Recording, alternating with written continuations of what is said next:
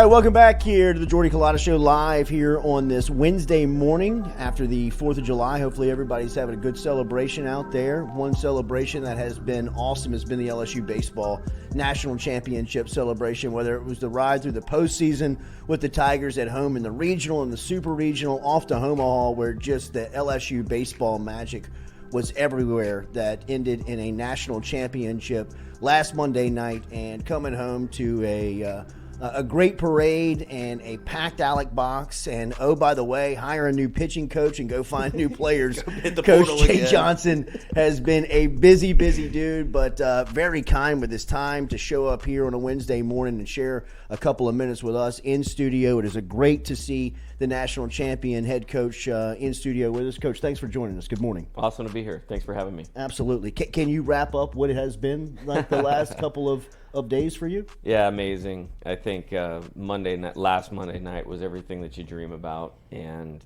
seeing our players, their families, our staff celebrate a national championship was amazing. The celebration at the box was probably one of the best nights of my life, to be honest with you, and just seeing how excited our fans, the state, the community was with us winning the national title. It really hit home, like how special this place is. You know, the amount of people that just said thank you, to me, or thank you, Coach, was honestly overwhelming. And so I've gotten to take all that in. And then, frankly, it's kind of been back to work a little bit. Sure. Yeah. And I want to get to you about the new pitching coach and what it's like recruiting the portal. But this team, Coach, look, I grew up in Baton Rouge and had a chance. My grandfather was a part of the initial coaches committee with Skip. I mean, it was awesome, right, as a kid here. The championship that you just pulled off was one that was talked about in January, and you guys finished it off in June. To me, that in your sport is nearly impossible to do. Can you take me through the ride of the meeting back in January to ultimately hoisting the trophy? Yeah, it's I would just simplify it to this: easily the best days of my life. And what I mean by that is this was a really special team. And I mean, I'll go back as far as like taking the job. Like, obviously it was LSU, but I felt like there was a foundation there that I could help those guys. If we work together, 2023 could really be a special year. And so, the Dylan Cruz, Jordan Thompson, Trey Morgan, Ty Floyd, I felt a strong attraction. Like, that was a great starting place. Mm-hmm. And those guys, over 2 years, they won 94 games, set a great foundation in 2022. I view this as almost like a 2-year championship. Like, 2022 will always be, a team that is special to me. But then we had a great fall. And then in January, we met, and I spent a lot of time over the break of like, okay, let's line this thing up. How are we going to do this? And it was a simple question of like, hey, what do you guys want to do? Like, what do we want to accomplish? And it was, hey, we want to win the national championship. And it's like, okay, Are you sure? Right. This is going to take a lot more than you think, a lot more than just the talent in this room. And they committed to a few things. Number one, and they are the standard of placing the needs of the team above their own, to a man. And when you get your stars like Dylan and Paul, hardest workers, most bought into the team's success, they just raised the level of everybody else.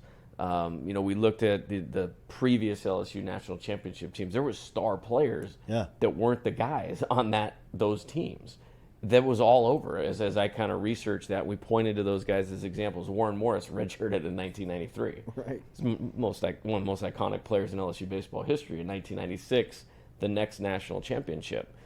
And so they did that. I think probably the quality that goes underrated the most is just the mental strength of the team. Yeah. We had the one, little stretch where we weren't quite as good, where we were struggling in the bullpen a little bit. But this team only had one losing week the entire season. Yeah. And so its hallmark is its consistency. And I think it's one thing to know you have a good team. It's an entirely different thing to go out over 19 weeks and prove it from the first pitch to the last, and that's what these guys did. Skeens and Cruz, when did you decide to take the bat out of Skeens' hands, and then when did you realize now he wants it back? This is the best team this is the best player in the country. He might be the best pitcher in the country. Yeah, I think with Paul, the fall was really evolving, and we were being very careful about how we were doing that. He was hitting in inter squads. He hit 7 or 8 homers in inter squads. And then you could kind of see this massive ascent as a pitcher. We played one of our fall games against McNeese. He faced 9 guys and struck out 7. And I mean, it was whoa. I mean, this is completely different than almost anything I've ever seen. And then kind of the tipping point moment for me was in February. It was probably 10 days before the season. I sent him up there to hit, and I would only let him hit against left-handed pitchers, so the ball would be moving away from him. Right. And then I'm just watching it, and I'm miserable in my gut the entire at bat. I was like, I can't do this. I can't do this. It had nothing to do with ball. I can't do this. Time out. And I mean, Wes Johnson and I are looking at each other. I'm sweating, and it's only 48 degrees outside. And we never honestly really had a conversation about it. I think what I was seeing was how well he was recovering and the routine he was getting into as a pitcher, where this was turning into total domination all the time, including over our offense, which is one of the best offenses in college baseball history. So it just kind of matriculated to that. And one of my favorite moments of the championship game is in the top of the 9th inning. Okay, we're winning now. We're up 14. And I'm just smiling, and I wanted to get somebody in at bat. I wanted to get somebody in the field for the 9th inning. And I turn around, and Paul's got a helmet on. I'm okay, man. You're the guy. You're the MVP of the College World Series. You needed to go down there right now. You were out front saying when you took the job, Dylan Cruz meant a lot to it. I think if you just turned on the television for Omaha, you would say, man, that cat is so good. Yeah. What was it about him that made him what he was, and then ultimately having the 2 years with him? Yeah, I mean, the tools, the talent, just the pure baseball ability is all that it is cracked up to be. Yeah. And I don't know that I've ever seen a player have it show up literally almost every day for 2 years. Right. So kind of back to that consistency piece. But for Dylan, the person is greater than the player. Mm-hmm. The humility that he carries himself with, that he plays with, the team-first attitude, on top of being this once-in-a-coaching career generational player, is really, really special. You won't have one person, for 2 years in that locker room that would have anything negative to say about him. It's because he's this great player, but he's a leader, he's a great person. The character piece, completely off the charts. And so whoever drafts him is just getting, everything that he's cracked up to be. Yeah. He is really, in my opinion, the best college baseball player I've ever seen. And then you have this person that surpasses that. And if you think about that for a second, it's almost unimaginable. Is there this big debate at one with you? I mean, are they calling you what do I do here, Coach? I mean, do I take the pitcher? Do I take the player? Yeah. No, they are not calling me. And, I just feel and I said this, and this is the best way I can probably encapsulate it with Paul and with Dylan, whoever they go play is getting a 1-1 player and a 1-1 person. Mm-hmm. And you will see their team in the postseason 4, 5, or 6 years from now, largely because they are part of that organization. For as much as people talk about your team and the star power that you have, those two guys, obviously, Morgan is there, Tommy Tanks, Tommy White, I believe that the fabric of the team is the Belosos, the Malazzos, the Thompsons, the guys that just every day it was somebody else. Josh Pearson steps up. When did you realize I've got this almost perfect mix of that? Yeah, it was an interesting thing to kind of put together. And one thing that we talked about going into the year, going into the fall, was in our history as a program, whether it was, Nevada, Arizona, the second year with players, not just the second year overall, but the second year with players is when we see the biggest jump from where they were to where they were going to get. And we feel we got a good foundation in 2022, but if you guys stay with this and commit to this, we're going to see a massive jump out of a lot of guys because everybody was in their second year. I think, with Cade, I'm glad you brought him up. like him getting hurt last year in 22, that was a massive blow to that team. Yeah. And nobody knew about it because he didn't have a great season in 2021. But, I mean, he was in the lineup opening night hitting 5th. But what a great, ascent. And I always knew deep down, like, he wasn't starting a ton at the beginning. There was never a doubt in my mind, like, we were going to get to where he was going to be right in the thick of it. And we just kind of had to work our way through it in a way that was best for the team and the program, and he did. And that's totally a credit to him. Gavin Dugas switched positions, and I really hope a pro team has paid attention to this. I mean, the guy had 44 home runs at LSU. I mean, he played, 5 different positions. Like, it's got to be somebody's, 6th to 10th round pick. Like, it would be complete disgrace to the MLB draft if he's not drafted. But what a story, what a leader, persevered through a ton of injuries. Jordan Thompson, Yeah. I mean, totally maybe one of the most, I want to say, under the radar. There's very few players in the country that were important to their team's success in 2023 than Jordan. He had a phenomenal season defensively, came up clutch in that last game. He had so many big hits. I was actually not surprised how well he played in the finals, even though he was going through a tough stretch, because for 2 years, he came up in every big spot. I know. He came up at every big spot. And like the year before, it's like we don't win 40 games or, have the season we had in 22 without his offensive contribution. So, yeah, that whole group, Braden Jobert, I mean, I'm so proud of him. Yes. I saw him Wednesday when I got to the celebration. I mean, Monday night was crazy. It was awesome. It's like everybody's having a blast. Right. And then Tuesday had to get back, and we flew back, and everybody was sleeping on the plane. And, we came back in on Wednesday. I saw him before the celebration. I was like, hey, time out, man. Can we just talk about your game on Monday night for a second? But that whole group, I mean, Ty Floyd, I mean, all those guys, really special group, and we're definitely going to miss those guys. I said in the moment, and I wonder what you thought of it then, the last regular season series in Athens, I thought your moment with Thatcher Hurd on that Thursday night was you making almost a statement that took me back to Skip, a statement he used to say, I'll sacrifice a loss for a win down the line. Is that what you did?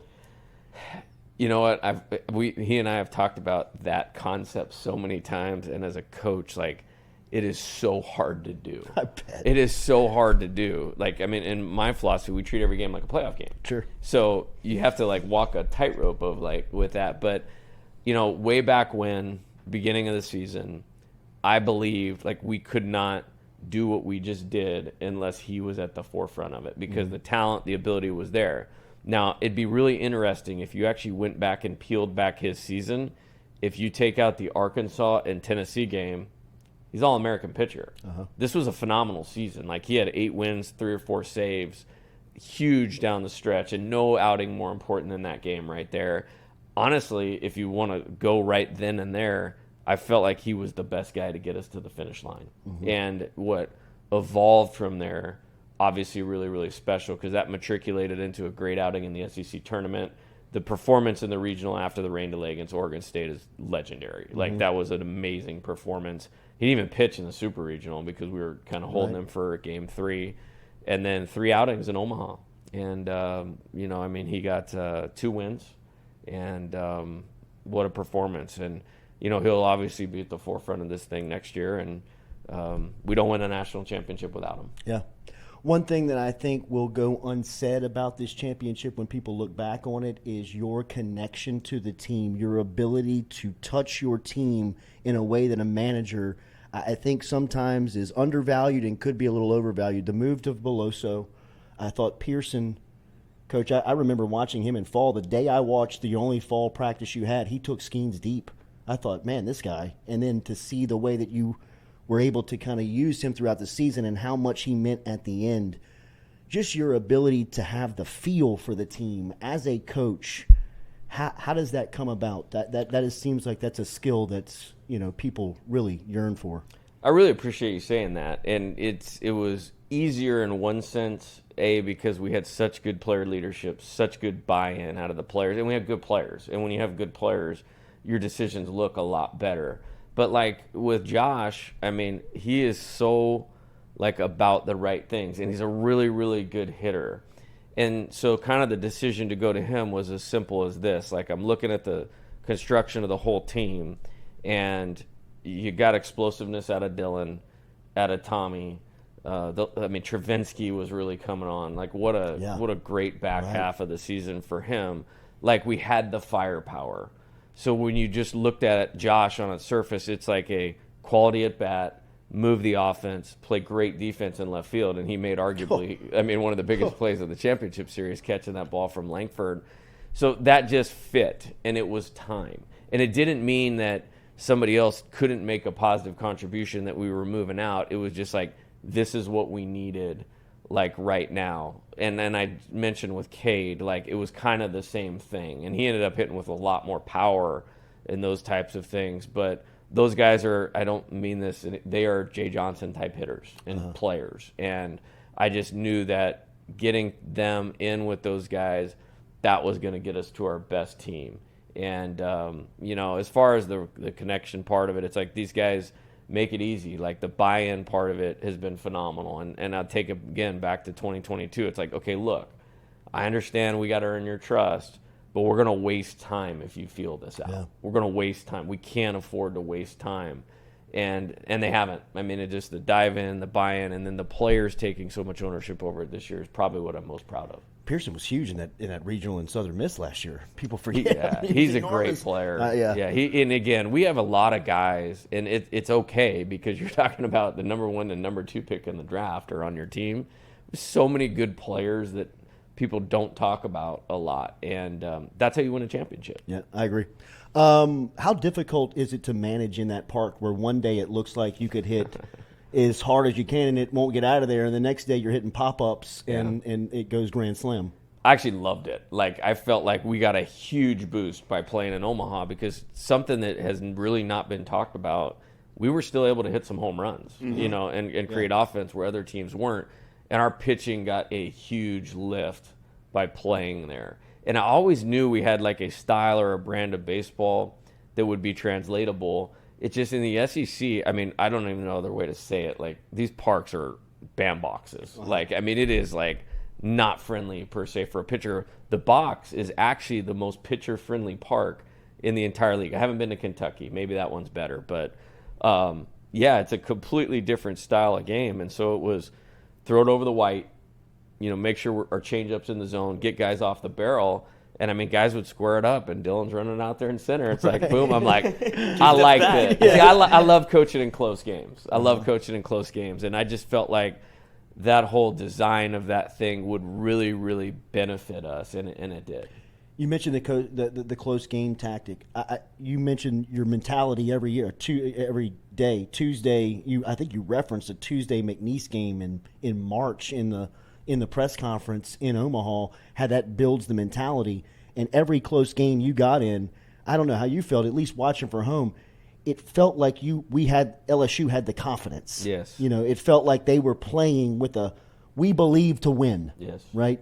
That's where that comes from. No doubt. And I think, people ask me about treat every game like a playoff game. It's like, come on, man. Like, you can't do that over 71 games. But, by the time you get to the end, a lot of the messaging was, we just need to stay in character. Well, what's your character? Is you play every game like a playoff game, so then when you get to the postseason, you don't have to change anything. And we didn't.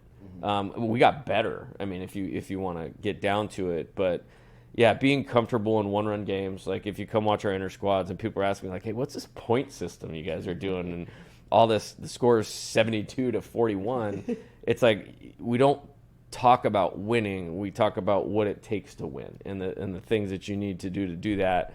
And it just kind of has become who we are, or it became who this team was. And really proud of them, for the poise. That Wake game, people ask me about this, 0-0 in the 7th, the 8th, the 9th, 10th. And, like, did you think you were going to win? I was like, I don't know. Like, it was just every pitch you had to be on. And, Trey's play on the bunt, in the Florida game, Pearson's catch. You're in a weird spot because of the winning runs on second base, and Wyatt Langford's up, who's like the next best hitter in college baseball next to Dylan. Like, you got to play in if he hits a single, but you got to be deep enough to catch it. Like, it was a lot of fun to coach in because all of those things really, really mattered. Well, it goes to show how hard it is to win one. Like all of those Yes. little moments add up That's right. to like if this doesn't happen, we lose here. That's If right. this doesn't happen, we lose here, and it's all everything had to almost go right, even with the team as good as yours is. Yeah, I remember one of the things I remember, like in the Wake first championship game, we got down 2-0, and Blake Money was out there, and he'd only thrown 6 pitches. And I went out there, and I was like, I didn't want to take him out of the game, like because we had a long game to go. And he's pitched well. He pitched well down the stretch, and it was like, we have to leave this guy on third. It's the first inning, and we have to leave this guy on third base. We cannot be chasing 3 runs. So I brought in Griffin Herring, and it was the team was just so good about it. It was like, I got it. Like, I understand, and that like encapsulated our team, so well. And I mean, all the way through the tournament. I mean, Nate Ackenhausen against Tennessee. I mean, Riley Cooper. I mean, like, that dude deserves a statue. I mean, like, number one on your speed dial. Hey, I'll tell you what. Like, I mean, I didn't know until a couple of days after the fact. I was like, wait a minute, was he the MVP or like was he on the all-tournament team? No doubt about it. And then Ty Floyd, when I struck out 17, and like stole it from him. But I was like, when has a pitcher like been a part of like 5 of the 6 wins in Omaha? I mean, what a performance by him. It's unbelievable. Unbelievable. Yeah. I mean, he became Mr. Reliable. Yeah, I mean, and hey, like we've had a great 3 years between the last year at Arizona and these two, and won a lot of games, and he's been a part of that, and sometimes you just need a winner, and I mean that's Riley. That's Riley. You can see the security he gives you when he's out Big there. time. When do you start to create the identity for next season's team? Right now I was on a recruiting trip, quick one on Saturday, Sunday, and I texted just a few guys, like, Brady Neal and Paxton Kling and Jared Jones. I think that was Gavin Guidry maybe. And was just a reminder, like, this is your time now.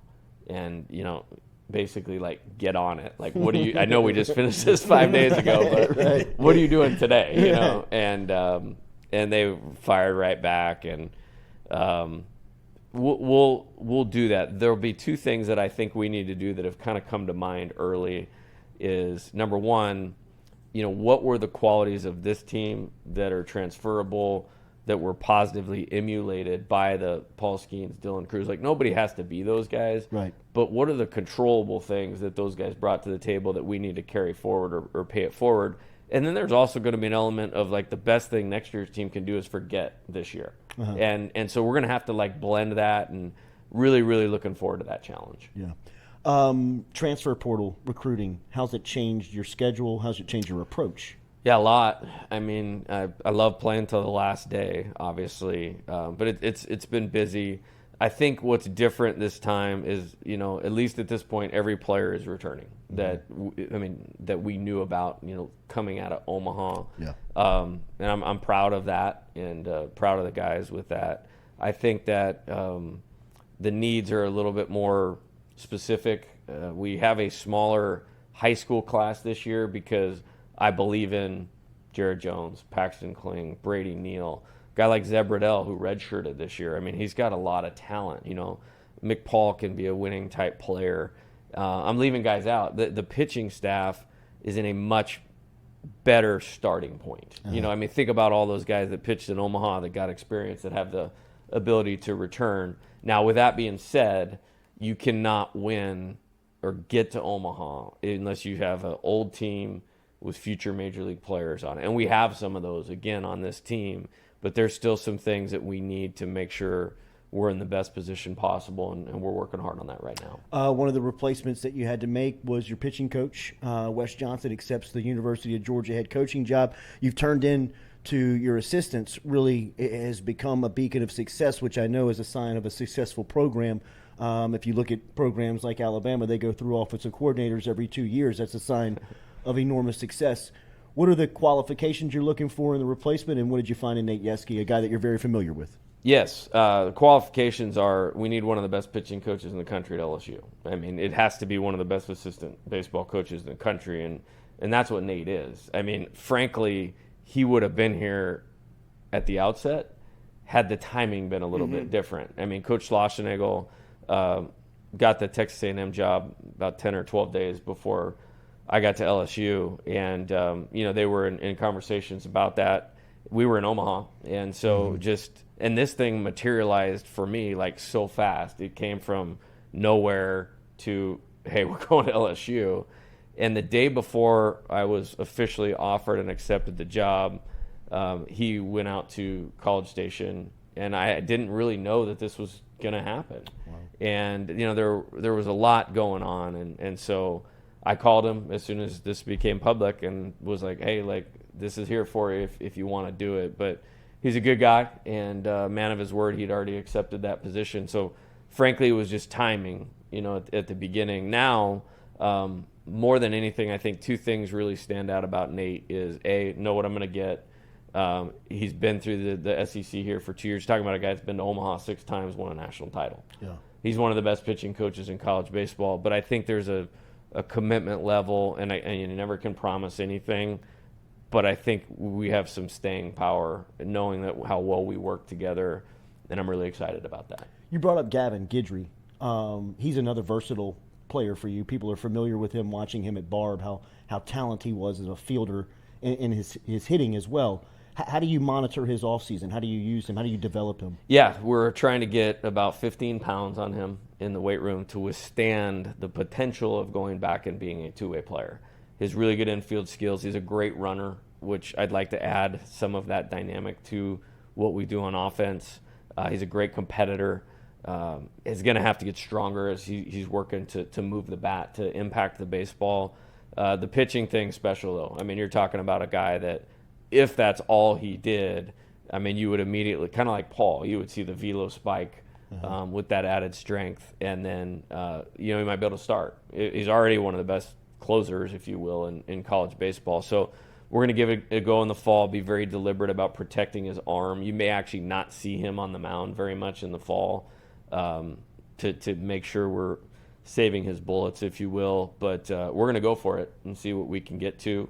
But he's a winner, as a team guy, and ultimately we'll make the best decision for him and his future. How cool was it to experience this at LSU with Skip Bertman and Paul Maneri there in Winter Circle with you? It's the best. Okay. I mean, honestly, like, I've said this before, like winning the national title is like the best part of being the coach here for me is those two guys. Like, getting to have a relationship with Coach Bertman and Coach Maneri.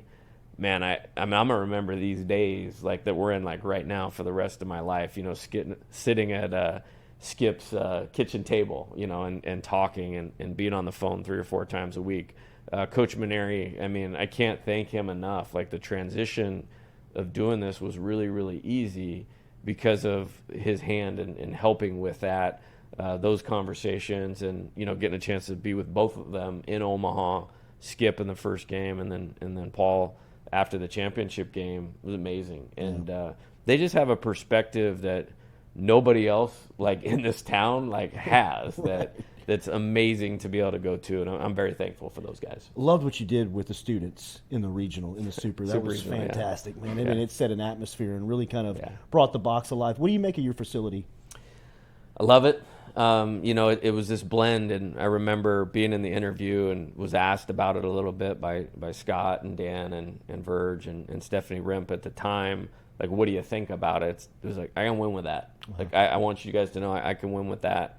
Now, being out here with that being said and seeing what some other programs are doing, we're in a little bit of a catch back up mode. But what we have that nobody has is those fans. And those students were a huge part of that in the super regional.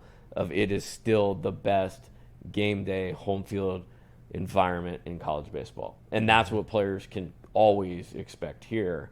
Now we're going to try to keep pushing forward. I mean, Kurt Ainsworth and Marucci, they're really helping us out. We're trying to push forward that indoor development center, where indoor infield. Nobody told me how much it rained here when I came here in the fall. You became a weather expert. Yeah, so so we got to get that building built where we have an indoor infield and drop down cages, make the existing cages a pitching lab. Like we got some work to do, and I think I'm really excited to get that done. You are masterful at what you do. I think you deserve the national championship now, and moving forward, you'll be known as that.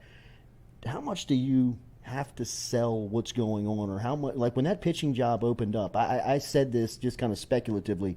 I'd imagine that you probably had 100 voicemails, kind of saying, "Hey, coach, I want in." Right, even though your short list was made, how much is that happening now?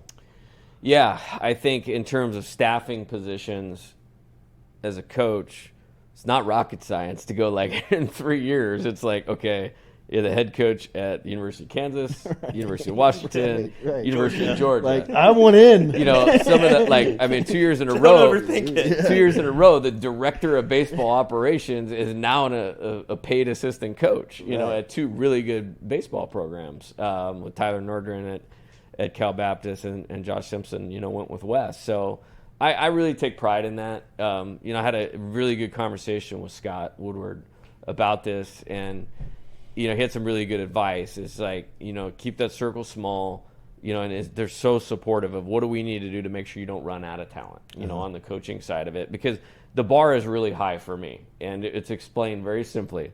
I'm either the best guy in the world to work for, or I'm the worst guy in the world to work for. And maybe the answer is somewhere in between, but I love seeing those guys have success. And, you know, I mean, when I think about this championship, you know, so many people contributed to it. You know, obviously, you know, Wes and Josh Jordan and Mark Wanaka, who is one of the best coaches, assistant coaches in college baseball. Nobody ever really talks about him. But then, you know, Dan Fitzgerald, Jason Kelly, you know, back to, you know, Nolan Kane and Alan Dunn. You know, it's really neat to see how many people had a part in this, and I'm really proud of that. Wanaka's responsibility, I think, goes a little undervalued. You mentioned him in the postgame so many times of having your guys in the right position and coach. In a place that looked like a vacant parking lot, your guys were standing in the right spot a lot of the times, man. Yeah, he's really good at it. And what I'm privy to is the process of how that actually happens. I mean, you're talking about a guy that will literally watch every ball in play for the entire season for the hitter that is up to bat, and then have it charted, and then we'll spend time together as a staff. And our staff did a really good job in the postseason. Like, we met at 8:30 every day, and it was kind of funny. One of the cool things about Omaha was after we won against Tennessee to eliminate them, like, we walked back in the meeting room, and then we would just erase the Tennessee side of the board with all the report stuff, and the players started clapping. And then we did it with Wake, and then you know, on Monday night when we did it with Florida, I mean, like, that was one of the coolest things. I'm just so proud of those guys, and they really contributed. Like, and you mentioned Mark; he'll be here going forward as that fourth assistant coach and or third assistant coach, and that's a good thing for us. When did you feel it? I said, because the Wake Forest press conference after game one between you guys and their guys was different. They were tight, you were loose. You could see in your voice you believed. Coach, you could see he was a little tighter than he had usually been. That, to me, I showed up the next morning and said, heads up, here they come. They're about to win this thing. Did you feel it? You know, it's not as far as, like, winning the whole thing, but going into that game, like, after we won 5-2, which was a great effort. I mean, it was 5 pitchers. You know, Herring really picked us up. Javen Coleman just getting us 4 outs was like a big deal, and we're excited for him to be back and fully healthy next year. Herring picked us up. Guidry, Cooper, Beloso hit the home run. It just, that felt like the team win. And then all of a sudden, like, I'll never forget this, like, Cade walking out to the huddle after we won that game, and then they're like, well, they're in trouble, because everybody knew Big Boy was taking them out the next day. But I was like, hey, they got this guy Louder that is pretty good too. But that was like, I think our guys, the feeling going into that game was, if we win today, we're winning the national championship. And Dylan and I had this thing, like, before we went to the field, like, he's like, hey, what do you got for me today? And he said something like, if we win this game, we're winning the national championship. And I texted Dean Wellams, who's like a team building guy that we work with. I mean, he's amazing, a huge part of this deal. And I had texted that to Dean. It's like, this is the game. We win this one, we're winning the national championship. Wow. So there was this prevailing thought that if we could get that third win, get the ball back to Paul, and then 2 out of 3, that team with how well we're playing to win the national title, let's go. Last one, I'll get you out of here. Thanks for your time this morning. I could stay here all day with you. The SEC felt like they got you ready for the run. No doubt. Right? Was Louder the best opposition you've seen? Absolutely. Yeah. I think, and you know, I don't know that I necessarily saw it coming, but in that game where it's 0-0, like, our guys are in there and they're fighting and they're competing, and this guy is just dominating the zone. And it's like, wait a minute, that's a strike, but that's not real easy to hit. Like, Yeah. this must, in a different way, this is what the opposing team feels when Paul is on the mound. And it was the first time with our offense this year that I felt that. And we had to get it to, all right, it's Thatcher against Massey and Manasseh, and Dylan got the lead. We have two of the best hitters in the country, and Dylan singles and Tommy homers. That's the difference in the game. Yeah, that was the best pitched college baseball Ever. game. Yeah. It's the fastest game of all time. It was unbelievable. Yeah, and it was funny. Like, I mean, the championship obviously replaced it, but like that night, like, I mean, I was beside myself when he hit the home run. Like I was like, I didn't know if this was going to happen or not. Like, it was one of those games you don't know if you're going to win, and you have to be on at every pitch. And just when he hit that home run, like, that was an awesome. And for me, it was just like, it wasn't supposed to be done yet. Like, our story was not written to its fullest. And just to like get to go to the stadium the next day and practice with them and do all the things that come on with being the championship, and then to win it is like, super proud of them. Yeah, you could see even after the Monday night win, you were still kind of we're here, right? You know, this is happening. Yeah, and been on the other side of that too. And for me, like, this is about LSU, and this is about our team and those guys and what they accomplished, really, and nothing else. But for me personally, like, I mean, being that close in 2016, tying run on third, winning run on second, and losing. Like, part of me feels like we got something back for those guys in 2016 at Arizona, and that was important to me. Incredible leader. Thank you for your time this morning, Coach. It was so fun to watch this championship run and to hear what is an exciting future for LSU baseball. Thank you for your time. We're just getting started. Yeah, it feels like it. Yeah. There he is, the man, Jay Johnson, off of his first championship, hitting the ground running to recruiting and building the identity of next season's team. We'll be back with more of the Jordy Culotta Show right after this.